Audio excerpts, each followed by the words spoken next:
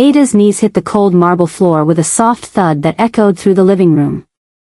Her 7-month pregnant belly pressed uncomfortably against her thighs as she knelt, hands trembling at her sides. Above her, Chinyu stood with crossed arms, a satisfied smirk playing on her glossy lips, while Emeka, her husband of 3 years, watched from the leather sofa with cold, detached eyes.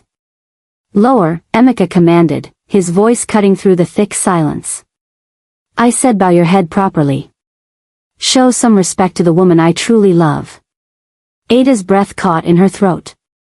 The baby kicked hard against her ribs, as if protesting this humiliation. Tears blurred her vision, but she refused to let them fall. Not yet. Not in front of them.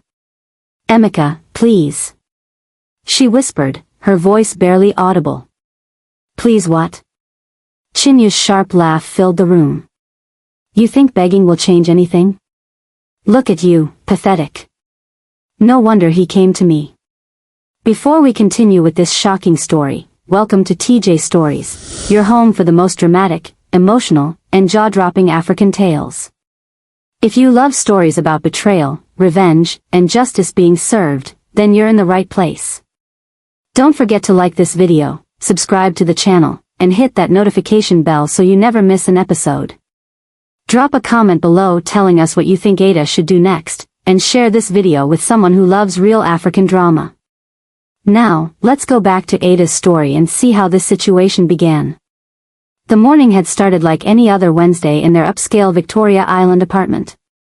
Ada woke up to an empty bed, the smell of Emeka's expensive cologne still lingering in the air. The digital clock on the nightstand read 6:47 a.m. He'd left early again, the 3rd time this week. She struggled to sit up, her pregnant belly making even simple movements feel like major operations. The baby was due in 2 months, but already Ada felt like she was carrying the weight of the entire world. Not just the physical weight of pregnancy, but the emotional burden of a marriage that was slowly suffocating her. Walking to the bathroom, she caught her reflection in the full-length mirror. At 28, she should have been glowing with the joy of impending motherhood. Instead, dark circles shadowed her eyes, and her once bright smile had faded into a permanent expression of worry. Her Ankara nightgown hung loose on her frame. She'd lost weight everywhere except her belly, too anxious to eat properly. The apartment was beautiful, she had to admit. Floor-to-ceiling windows overlooking the Lego skyline, Italian marble floors, designer furniture that cost more than most people earned in a year. Emeka made sure everyone knew he was successful, a senior manager at one of the big banks, driving a Range Rover Sport, wearing Swiss watches that could pay for a whole car. But what good was all this luxury when she felt like a prisoner in her own home? Ada made her way to the kitchen, craving the ginger tea that helped with her morning nausea. That's when she heard it, Emeka's voice, low and intimate, coming from his home office down the hall. "I miss you too, baby," he was saying, his tone completely different from the cold indifference he showed Ada. Yes, I'll be there. 2 o'clock. Don't worry, she won't suspect anything." Ada's hand froze on the kettle. Her heart began to pound so hard she could hear it in her ears. "You know I can't wait to have you all to myself," Emeka continued, a soft laugh in his voice. "This whole situation is temporary. Very soon, everything will be different. I promise you, Chinyu. Very soon. Chinyu." The name dropped into Ada's consciousness like a stone into still water, creating ripples of realization that spread through her entire body. She'd heard that name before, seen it flash on Emeka's phone screen late at night when he thought she was sleeping. Heard him mention it casually as, just a colleague from work. But colleagues didn't make your husband's voice sound like honey. Colleagues didn't make him promise that everything will be different. Ada's legs felt weak. She gripped the kitchen counter, fighting the wave of nausea that had nothing to do with pregnancy. The baby kicked again, and she placed a protective hand over her belly. Whatever happened, she had to stay strong for this child. "I love you too," Emeka said softly before ending the call. Ada quickly turned on the tap, pretending to be busy as she heard his footsteps approaching.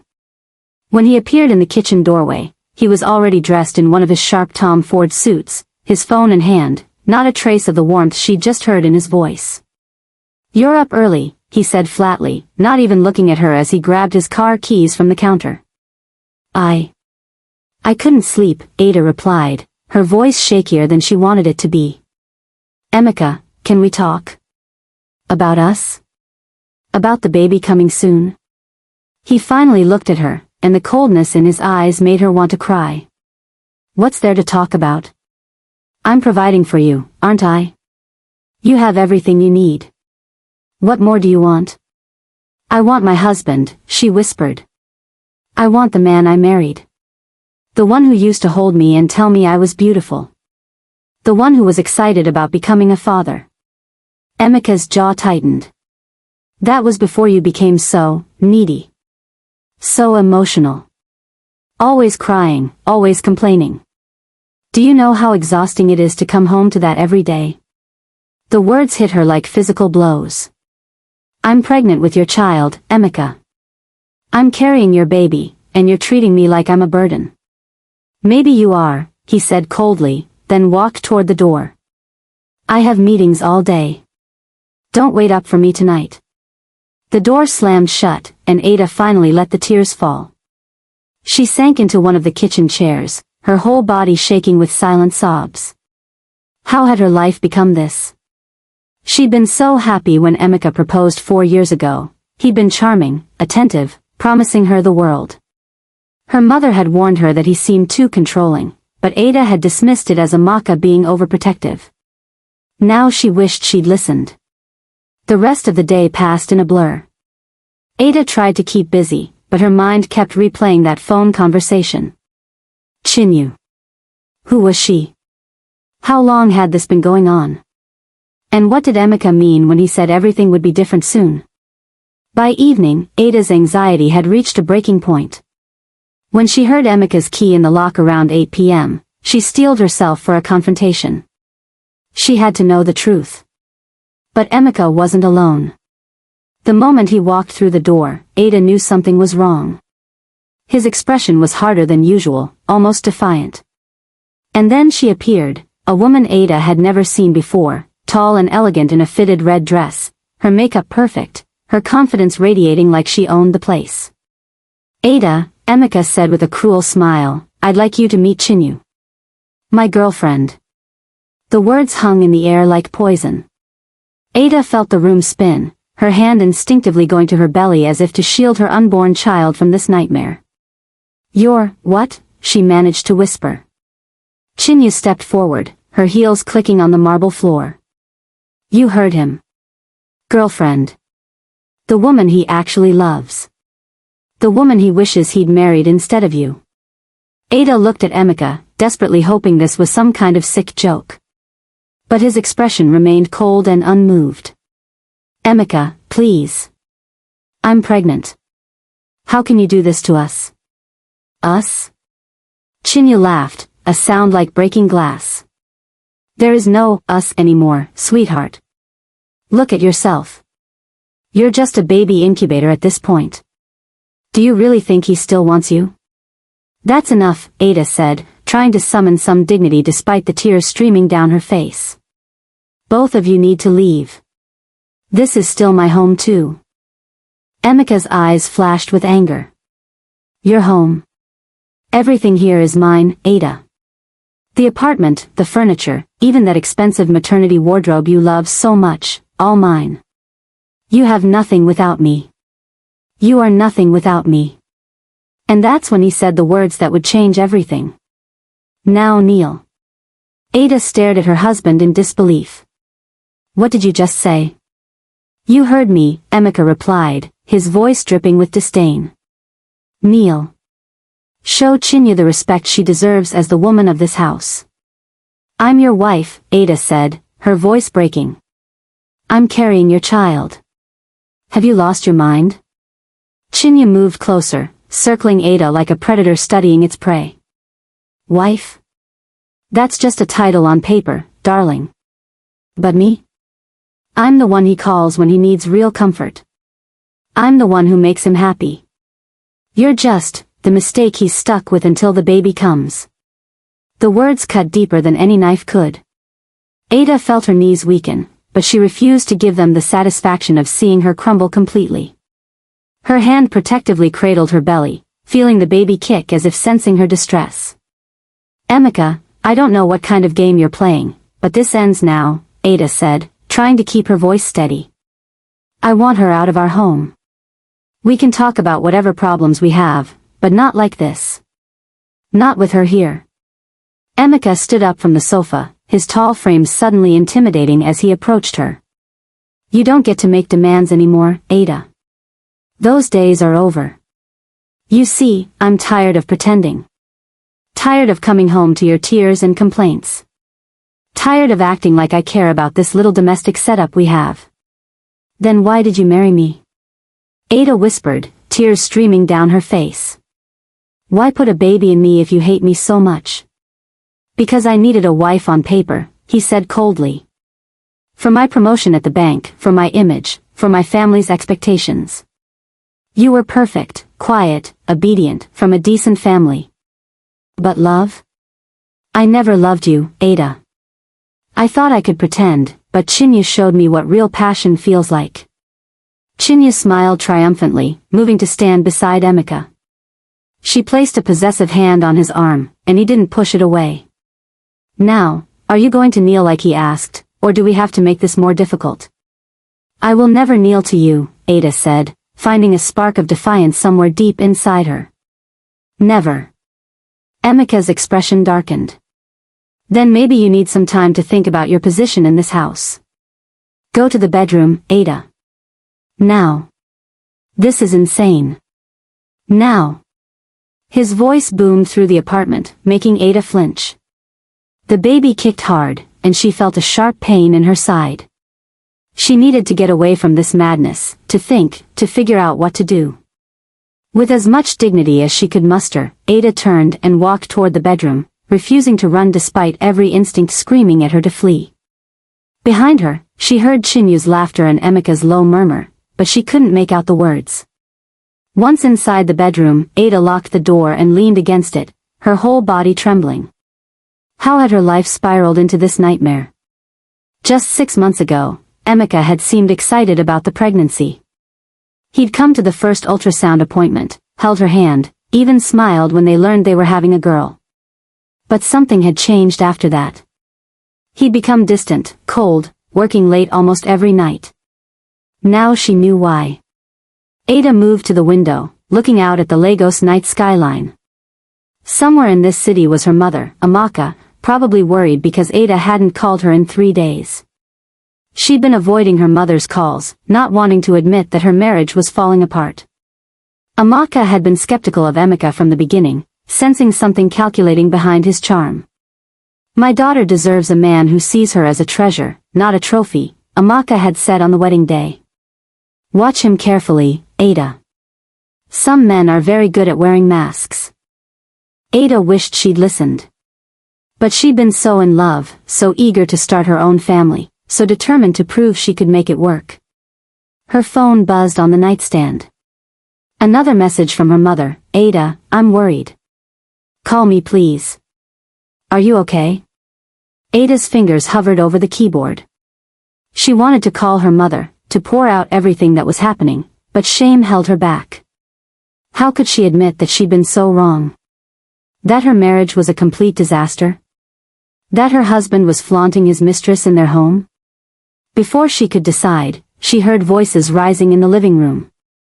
Curiosity and concern drew her to the door. She pressed her ear against it, listening. "When are you going to get rid of her?" Chinya was asking. "I'm tired of sneaking around, Emeka. I want to be your wife, not your side piece." "It's complicated," Emeka replied. "She's pregnant. If I kick her out now, her family might cause problems." "Her family?" Chinya scoffed. "From what you told me, they're nobody special. Her mother runs some small business in Lekki. What can they do to you? You're a bank manager, you have connections, money. They should be grateful you married their daughter at all." Ada's blood ran cold. Was that how Emeka had described her family? As nobodies? Her mother had worked hard to build her business from nothing, had given Ada and her siblings everything they needed. Yes, they weren't wealthy like Emika's family, but they were respectable, hard-working people. Just be patient, Emika said. Once the baby is born, I'll have options. Right now, I need to play this carefully. Options? Chinyu's voice sharpened. What kind of options? Legal options. I've already spoken to a lawyer. If I can prove she's an unfit mother, maybe postpartum depression, maybe neglect, I can get custody of the child and send her packing with nothing. The prenup she signed makes sure she can't touch my assets. Ada's hand flew to her mouth, stifling a gasp. He was planning to take her baby? To paint her as unstable and steal her child? You're brilliant, Chinyu purred. That's why I love you. Always thinking ahead. Of course. I didn't get where I am by being stupid. Ada is weak, emotional, easy to manipulate. By the time I'm done, she'll leave on her own, grateful for whatever crumbs I throw her way. Ada felt like she couldn't breathe. The man she'd married, the father of her unborn child, was plotting to destroy her completely. This wasn't just about an affair, this was calculated, deliberate cruelty. Her phone buzzed again. This time, it wasn't her mother. It was an unknown number with a text message. Mrs. Ada, this is Gloria from your mother's office. Your mother asked me to check on you. She's been trying to reach you. She's worried. Please call her. Ada stared at the message, her mind racing. Her mother. Amaka. The woman who had raised her to be strong, who had built a successful business from nothing, who had always protected her children fiercely. Maybe it was time to stop hiding. With shaking hands, Ada typed a response to Gloria. Tell my mother I need her. Please. Tell her to come tomorrow morning. It's urgent. The reply came quickly, she'll be there first thing. Are you safe? Ada glanced at the locked bedroom door. For now. Just tell her to come. She set the phone down and moved to the bed, lying on her side with her hand on her belly. The baby shifted, and Ada whispered to her daughter, I'm sorry, little one. I'm sorry I brought you into this mess. But I promise you, I will not let him take you from me. I will not let him win. Outside, she could hear Chinyu and Emika laughing, the sound grating against her raw nerves. Let them laugh tonight. Let them think they'd broken her. Tomorrow, when her mother arrived, everything would change. What Emika didn't know, what he'd never bothered to find out because he was too arrogant to care, was that Amaka was not just some small business owner in Lekki. Ada's mother had connections, resources, and a power that she kept carefully hidden from casual observers. And when Amaka discovered what Emika had done to her daughter, there would be hell to pay. Ada closed her eyes, exhaustion finally overtaking her. Tomorrow couldn't come soon enough. The morning sun had barely risen over Lagos when Ada heard the security buzzer. She'd been awake for hours, having spent most of the night lying in bed, her mind racing through everything she'd overheard. Emika had eventually gone to sleep in the guest room with Chinyu, a final humiliation that Ada had forced herself not to think about. Now, hearing that buzzer, Ada's heart leaped. Her mother was here. She quickly got out of bed, splashed water on her face, and tried to make herself presentable. Her eyes were swollen from crying, but there was no hiding that now. She unlocked the bedroom door and hurried toward the entrance, her pregnant belly making her movements awkward. Through the intercom screen, she could see her mother standing at the building's entrance, dressed in an elegant navy blue kaftan with gold embroidery, her signature coral beads around her neck. Even on the small screen, Amaka commanded presence. At 53, she was still striking, tall, dignified, with the kind of posture that made people instinctively step aside when she walked into a room. Ada buzzed her in, her hands trembling with relief and anxiety. What would her mother say? What would she do when she found out everything? The wait for the elevator felt eternal. Ada stood by the apartment door, wringing her hands. Behind her, she heard movement, Emika emerging from the guest room, his hair disheveled, wearing only his pajama bottoms. Who's at the door this early? he demanded, his voice rough with sleep. My mother, Ada said quietly. Emeka's expression shifted from annoyance to something else, concern, maybe even fear, though he tried to hide it. Your mother? You called her? She was worried about me. I told her to come. Ada, you had no right, Emeka started, but the doorbell cut him off. Ada opened the door, and there stood Amaka. For a moment, mother and daughter just looked at each other. Then Amaka's eyes took in everything, Ada's swollen face, her trembling hands, the way she seemed to fold into herself like a wounded bird. Ada, Amaka said softly, but her voice carried the weight of 1,000 questions. Ada couldn't hold it in anymore. She burst into tears, and Amaka immediately pulled her into her arms, careful of her pregnant belly. It's okay, my daughter. Mama is here now. Everything will be okay. Over Ada's shoulder, Amaka's eyes locked onto Emeka, who stood frozen in the hallway. The look in Amaka's eyes was not one of anger or rage, it was something far more dangerous. It was the cold, calculating gaze of a woman who knew exactly how to dismantle an enemy. Emeka, Amaka said, her voice pleasant but with an edge sharp enough to cut glass. Good morning. Mrs. Okafor, Emeka replied, trying to regain his composure. This is unexpected. Ada didn't mention you were coming. A mother doesn't need an invitation to check on her pregnant daughter, Amaka said, releasing Ada but keeping one arm around her shoulders. Especially when that daughter has been avoiding her calls for days. It makes a mother wonder what she's trying to hide.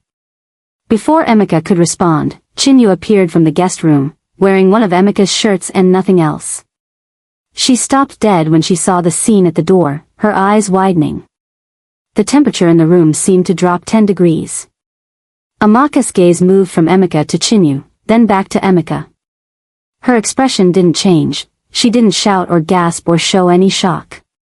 She simply looked at them both with the kind of disdain one might show to something unpleasant on the bottom of a shoe. I see, Amaka said quietly. How interesting. Chinyu, either very brave or very stupid, decided to speak. And who are you supposed to be? Amaka turned her full attention to the younger woman, and even Chinyu seemed to shrink under that gaze. I am Amaka Okafor. Ada's mother. And you are? I'm Chinyu. Emeka's girlfriend. She said it with false confidence, trying to stake her claim. Girlfriend, Amaka repeated, as if tasting the word. How modern. Tell me, Chinyu, do your parents know you're here? Do they know you're standing in another woman's home, wearing another woman's husband's shirt, while that woman is 7 months pregnant? Chinyu's face flushed. This is between me and Emeka. It's none of your business. None of my business? Amaka's voice remained calm, but there was steel underneath. When you disrespect my daughter in her own home, it becomes very much my business. Emeka stepped forward, trying to take control of the situation. Mrs. Okafor, with all due respect, this is my home. What happens between me and Ada is our private matter. I'd appreciate it if I what? Amaka interrupted smoothly. If I left quietly? If I pretended not to see what's happening here? If I let you continue to humiliate my pregnant daughter? She smiled, but it was not a kind smile. No, Emeka. I don't think I'll do any of those things.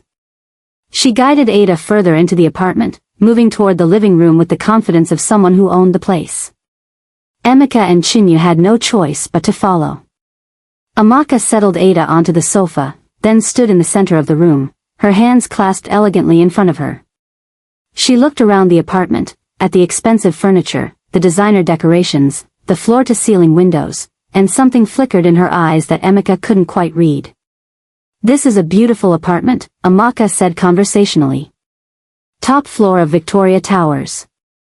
I believe these units go for about 40 million naira. Very impressive, Emeka. You've done well for yourself.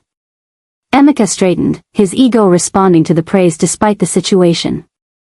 Yes, well, I work hard. I provide the best for my family. Your family, Amaka repeated. And yet, here stands a strange woman in your home, while your pregnant wife cries. That's an interesting definition of family. Look, Mrs. Okafor, Emeka started. No, you look, Amaka cut him off, and suddenly her voice had changed. The pleasant facade dropped away, revealing something much more formidable underneath. I know what you did last night. I know what you said. I know about your little plans for after the baby is born. Emeka's face went pale. I don't know what Ada told you, but... Ada didn't have to tell me anything, Amaka said coldly. Did you really think I wouldn't have my daughter's back? That I wouldn't make sure she was protected when I noticed her calls becoming less frequent, her voice becoming sadder? The implication hung in the air. Ada looked at her mother in shock, suddenly understanding. Mama, you didn't. Amaka glanced at her daughter with a slight smile. A mother protects her children, Ada. Always. She turned back to Emeka. So yes, I heard your conversation last night. Every word. Your plan to declare my daughter unfit, to take her baby, to leave her with nothing while you play house with your girlfriend. Chinyu's confidence had completely evaporated. She looked at Emeka, confused and scared. Emeka? What is she talking about? You said Ada was nobody, that her family had no power. Shut up, Chinyu, Emeka snapped, his mind racing. He looked at Amaka with new wariness. You're bluffing. You can't prove anything. Amaka pulled out her phone, tapped the screen a few times, and then Emeka's own voice filled the room. Once the baby is born, I'll have options. If I can prove she's an unfit mother, I can get custody of the child and send her packing with nothing. The color drained completely from Emeka's face. Amaka pocketed her phone and smiled. Now, shall we have a real conversation about what happens next? Word count, 1,000 words. At. Good work. Now proceed to Chapter 4, just 1,000 words. Chapter 4, Truths and Accusations. The silence in the room was deafening. Emeka stood frozen, his mouth opening and closing like a fish out of water.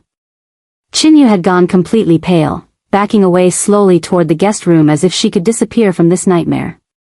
That's illegal, Emeka finally stammered. Recording someone without their knowledge. You can't use that for anything.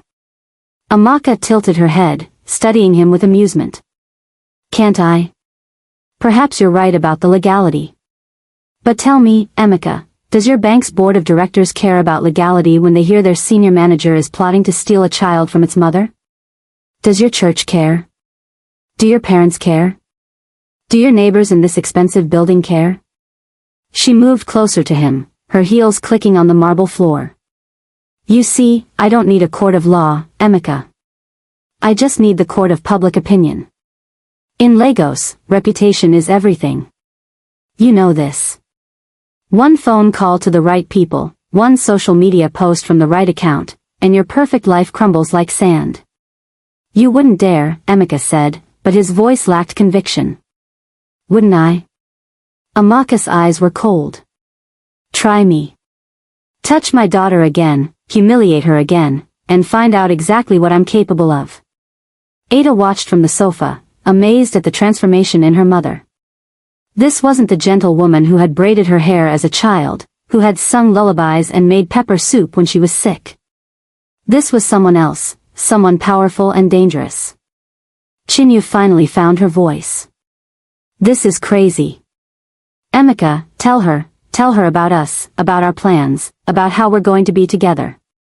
Amaka turned her attention to Chinyu, and the younger woman actually took a step back. Oh, Chinyu. Sweet, foolish Chinyu. Did Emeka tell you about his plans for you too? What are you talking about? Chinyu looked at Emeka, confusion written all over her face. Mrs. Okafor, don't, Emeka started, panic creeping into his voice. But Amaka continued, relentless. Tell her, Emeka. Tell her how you've been seeing her for 8 months.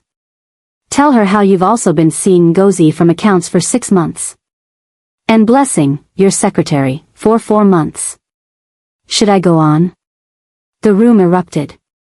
Chinyu's face twisted with rage and humiliation. What? Emeka, is this true? You said I was special. You said you loved me. She's lying. Emeka shouted, but his eyes betrayed him. Am I? Amaka pulled out her phone again. I have receipts, as the young people say. Hotel bookings under your name. Restaurant bills. Text messages. Would you like me to share them, or shall we all pretend I'm making this up? Chinyu's hands were shaking. You bastard. You told me Ada meant nothing to you. You told me we were going to be together. I gave up everything for you. I turned down a promotion because you said you didn't want me traveling. I lied to my family about where I was spending my time. Chinyu, baby, listen. Emeka tried to reach for her, but she slapped his hand away. Don't touch me. Don't ever touch me again. Tears were streaming down her face now. I was so stupid. So stupid to believe you actually cared about me. Ada felt an unexpected flash of sympathy for the woman who had humiliated her just hours ago. Chinyu wasn't the enemy, she was another victim of Emeka's manipulation. Amaka's expression softened slightly as she looked at Chinyu. Take some advice from someone older, my dear. A man who cheats with you will cheat on you. Always. You were never going to be his wife. You were just entertainment. Chinyu grabbed her purse from the guest room, tears flowing freely now. She looked at Ada, and for a moment, their eyes met. I'm sorry, Chinyu whispered. I didn't know. I thought. She couldn't finish the sentence. She just ran out of the apartment, the door slamming behind her. Now it was just the three of them, Amaka, Ada, and Emeka. Emeka's face had gone from pale to red with rage. You had no right to do that. No right to come into my home and destroy my relationship. Your relationship? Ada finally spoke, her voice stronger than before. Is that what you call it? Emeka, you forced me to kneel in front of her. You plotted to take my baby. You've been lying to me for months, maybe longer. And you're upset about your relationship? You don't understand, Emeka said, running his hands through his hair. You don't understand the pressure I'm under. The expectations. My job, my family, everyone always wanting something from me. I needed an escape. So you tortured your wife? Amaka said coldly. Poor you, so pressured that you had to betray the woman carrying your child. Emeka turned on her, desperation making him reckless. Who are you to judge me? You're just some small business woman from Lekki. You think your little recordings scare me? I have lawyers, connections. I can bury you and your daughter. Amaka smiled, and it was terrifying. Small business woman. Is that what you think I am? Oh, Emeka. You really didn't do your research, did you? She walked to the window, looking out at the Lagos skyline. Tell me, what do you see out there? Emeka frowned, confused. Buildings. What does that have to do with anything? That tall one, 3 blocks down. The blue glass tower. Do you know who owns it? Amaka didn't wait for an answer. I do. And the shopping complex next to it. And the land where they're building that new hotel. Emeka's expression began to change as understanding crept in. You see, my late husband was a very successful man. He left me quite comfortable when he passed 10 years ago. But I didn't just sit on his wealth. I invested it. Grew it. Built an empire that you, in your arrogance, never bothered to discover. She turned to face him. The Okafor Group. Perhaps you've heard of it? We have holdings in real estate, hospitality, import-export. We're valued at over 20 billion naira. And I control it all. Emeka's face had gone white again. Ada stared at her mother in shock. She knew her mother was successful, but this? That bank you work for? Amaka continued. We have accounts there. Substantial accounts. I wonder what would happen if we moved them. I wonder what your bosses would say when they found out you've been abusing one of their major clients' daughters. You can't, this isn't. Emeka couldn't form a coherent sentence. I can, and I will, Amaka said simply. Unless you do exactly what I say. Starting now. Emeka sank onto the sofa, his hands covering his face. The arrogant, controlling man from last night had completely disappeared, replaced by someone who looked small and defeated. Ada watched him, feeling nothing, no satisfaction, no pity, just emptiness where her love for him used to be. What do you want? Emeka finally asked, his voice barely above a whisper. Amaka sat down gracefully on the chair across from him, crossing her legs. What I want is very simple. Ada is going to move out of this apartment today. She'll stay with me until the baby is born and for as long as she needs after that. Fine, Emeka said quickly. Take her. I don't care. I'm not finished, Amaka said sharply. You will provide full financial support for Ada and the child, not because of any legal obligation, but because I will be watching. You will not contest custody. You will not spread rumors about Ada being unstable or unfit. In fact, you will tell everyone that the separation was mutual and amicable. And if I don't? Emeka asked, though he already knew the answer. Then I destroy you, Amaka said simply. Your job, your reputation, your family's standing in society, all of it gone. I have the resources and the connections to do it, Emeka. Don't test me. Ada stood up slowly, her hand on her belly. She walked over to stand beside her mother. I have something to say too. Both Emeka and Amaka looked at her. Ada took a deep breath, feeling strength flowing through her that she didn't know she possessed. I've spent months making myself small for you, Emeka. Months crying, wondering what I did wrong, trying to be good enough for you. But I realize now, I was always good enough. You were the problem, not me. Her voice grew stronger with each word. You're a coward. A weak, insecure man who needed to make me feel worthless so you could feel powerful. But you're not powerful. You're pathetic. Emeka's jaw clenched, but he said nothing. This baby, our daughter, she's going to grow up knowing her worth. She's never going to kneel before anyone the way you tried to make me kneel. She's going to be strong, confident, and she's going to know that no man, no matter how much money he has or how charming he pretends to be, has the right to diminish her. Ada felt tears on her cheeks, but they weren't tears of sadness anymore. They were tears of release, of freedom. And you're going to see her grow up from a distance, always knowing that you could have been part of something beautiful, but you chose cruelty instead. Amaka reached up and squeezed her daughter's hand. Pride shone in her eyes. I'll have my things packed and out of here by this evening, Ada continued. You can keep your expensive apartment, your fancy furniture, all of it. I don't need any of this to be happy. I never did. Emeka looked up at her, and for the first time, Ada saw something that might have been regret in his eyes. But it was too late for regret. Can I still see the baby? He asked quietly. After she's born? Ada and Amaka exchanged glances. Amaka nodded slightly, leaving the decision to her daughter. We'll see, Ada said finally. If you prove you can be a decent father, if you can respect boundaries and treat me with basic human dignity, then maybe. But you'll have to earn it, Emeka. You'll have to prove you've changed. I can do that, Emeka said eagerly. I will. I promise. Your promises mean nothing to me anymore, Ada said coldly. Only your actions matter now. Amaka stood up. We'll be back this evening with people to help pack Ada's belongings. I trust you'll be cooperative? Emeka nodded, defeated. Yes. I'll be out. I can't watch this. Good, Amaka said. One more thing, Emeka.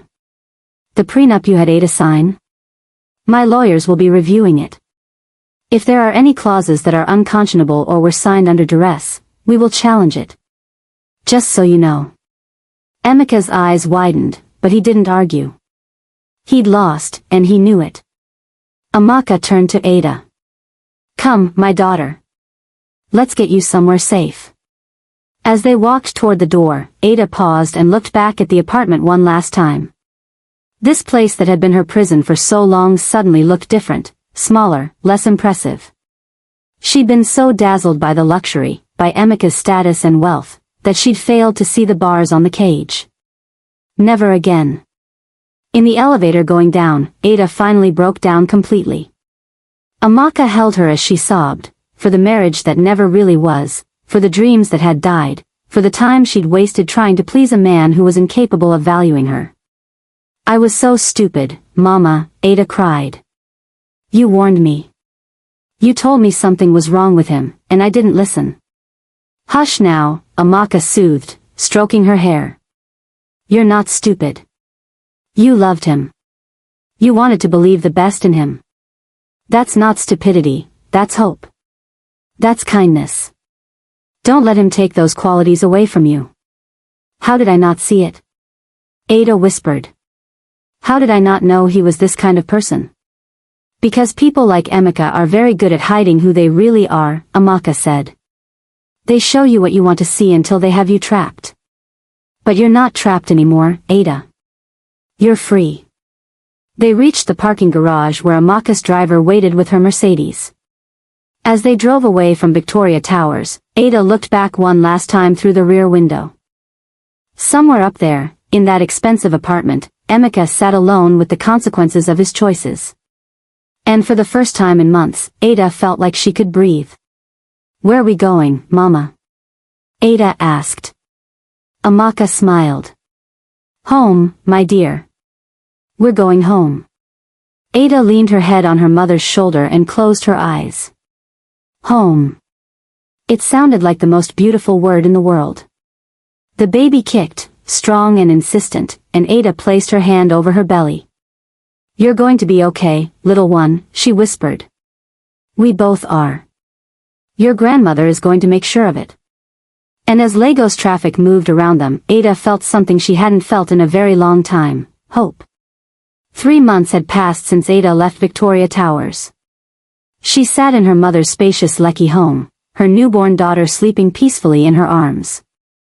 Chioma, the name meant good God in Igbo, had arrived 2 weeks ago, a perfect, healthy baby girl with Ada's eyes and a fierce cry that made everyone smile. The house was nothing like Emika's sterile, minimalist apartment. Here, there was warmth, family photos on the walls, fresh flowers in every room, the smell of her mother's cooking wafting from the kitchen. Ada's younger siblings visited often, cooing over the baby, making her laugh with their antics.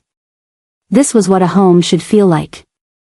Ada looked down at Chioma's tiny face and felt overwhelming love. You saved me, she whispered to her sleeping daughter. Before you were even born, you gave me a reason to fight. She's beautiful, Amaka said, entering the room with a tray of tea and biscuits. Just like her mother. Ada smiled. The past 3 months had been hard. There had been crying, therapy sessions to process the trauma, moments of doubt when she wondered if she'd made the right choice. But with each passing day, she'd grown stronger. Her mother had been right, she wasn't trapped anymore. She was free. Mama, I got an email from Emika's lawyer this morning, Ada said, shifting the baby gently. He's agreed to all the terms. Full child support, no custody battle, and he signed away any claim to contest the revised financial settlement. Amaka nodded, satisfied. Good. As it should be. He wants to meet Chioma, Ada continued quietly. He's been asking every week. Do you think I should let him? Amaka sat down beside her daughter, studying Chioma's peaceful face. That's your decision, Ada. Not mine, not his. Yours. What does your heart tell you? Ada was quiet for a long moment. I don't love him anymore. I don't even hate him. Nothing. But Chioma deserves to know her father, if he can be a good father to her. That's not about him or me, it's about what's best for her. Then you have your answer, Amaka said gently. Set boundaries, protect yourself and your baby, but if you think he can be a decent father, give him supervised visits. See how he does. Actions, not promises, remember? Actions, not promises, Ada repeated, the mantra that had gotten her through the darkest days.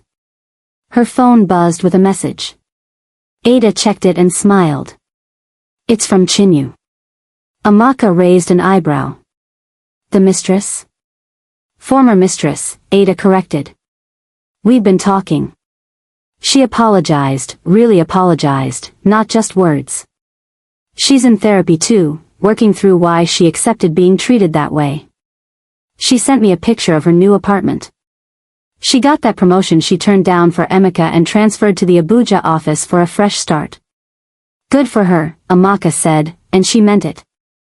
She was a victim too, in her own way. Ada typed a quick response to Chinyu, congratulating her on the new place. It was strange, finding common ground with the woman who had humiliated her, but both of them had learned the same painful lesson. Emeka was very good at making people feel special while destroying them from the inside. Ada, Amaka said, her tone becoming more serious. I need to tell you something. About Emeka. Ada looked up, concerned. What happened? He lost his job at the bank. Not because of me. I kept my promise not to interfere unless he went back on his word. But apparently, the board discovered he'd been embezzling small amounts to fund his lifestyle. His expensive gifts, the hotels, the affairs, he'd been living beyond his means for years. Ada's eyes widened. He's being prosecuted? The bank chose not to press charges to avoid scandal, but he's been blacklisted in the financial sector. Last I heard, he's working at his father's auto parts business in Onitsha. A significant comedown from senior bank manager in Lagos. Ada should have felt satisfaction, but she only felt sad for the waste of it all, for what could have been if Emeka had just been honest, just been kind. What about the apartment? He had to sell it to cover debts. Apparently, he'd taken loans against it that I wasn't aware of. Amaka shook her head. The man was living a complete lie, Ada. You're well rid of him. Chioma stirred in Ada's arms, making small mewing sounds. Ada adjusted her, and the baby settled again. I know, Mama. I thank God every day that you came when you did. I don't know what would have happened if you hadn't. You would have found your strength eventually, Amaka said firmly. You're my daughter. You have steel in your spine, even when you don't feel it. I just helped you remember. Ada felt tears prick her eyes, good tears this time. I want to go back to school, Mama. Finish my degree. I only had one semester left when I married Emeka, and he convinced me I didn't need it. But I want to finish. I want Chioma to see her mother as someone who never gave up. Amaka's face lit up with pride. Then you'll finish. We'll make it work. I'll help with Chioma, and you'll get your degree. What do you want to study? Business management, Ada said with a small smile. I was thinking, maybe I could work with you. Learn how you built the Okafor group. One day, I want Chioma to inherit something real, something built with integrity. I would love nothing more, Amaka said, pulling both Ada and Chioma into a gentle embrace. You're going to be magnificent, my daughter. You already are. Later that evening, as Ada rocked Chioma to sleep, she looked out the window at the Lagos sunset painting the sky in brilliant oranges and purples. Somewhere in this city, Emeka was dealing with the consequences of his choices. Somewhere else, Chinyu was starting fresh in Abuja. And here, in her mother's home, Ada was building a new life, one based on truth, strength, and love. She thought about the woman she'd been 3 months ago, kneeling on that cold marble floor, broken and humiliated. That woman seemed like a stranger now. The Ada who existed today would never kneel for anyone. She would never shrink herself to fit someone else's idea of who she should be. Your grandmother taught me something important, Ada whispered to her sleeping daughter. She taught me that true power isn't about money or control. It's about knowing your worth and never letting anyone convince you otherwise. I'm going to teach you that too, Chioma. Every single day. The baby sighed in her sleep, and Ada smiled. Tomorrow, she would register for her final semester of classes. Next week, she would allow Emeka his first supervised visit with Chioma. Next month, she would start working with her mother's company. But tonight, she would simply hold her daughter and be grateful, grateful for her mother's love, grateful for her own strength, grateful for this second chance at life. She had been forced to kneel, but she had risen stronger. And she would never bow again. Thank you so much for watching this episode of TJ Stories. If Ada's journey touched your heart, if you felt her pain and celebrated her strength, please show your support by smashing that like button. Don't forget to subscribe to TJ Stories for more powerful African tales about love, betrayal, justice, and redemption. Hit that notification bell so you never miss an episode. Drop a comment below. What did you think of Amaka's power move? What would you have done in Ada's situation? We love hearing from you. Share this video with your friends and family. Everyone needs to hear stories about strong women who refuse to be broken. And remember, never let anyone make you feel small. Know your worth, and never kneel for anyone who doesn't deserve your respect. See you in the next story. God bless you. Folded hands, red heart.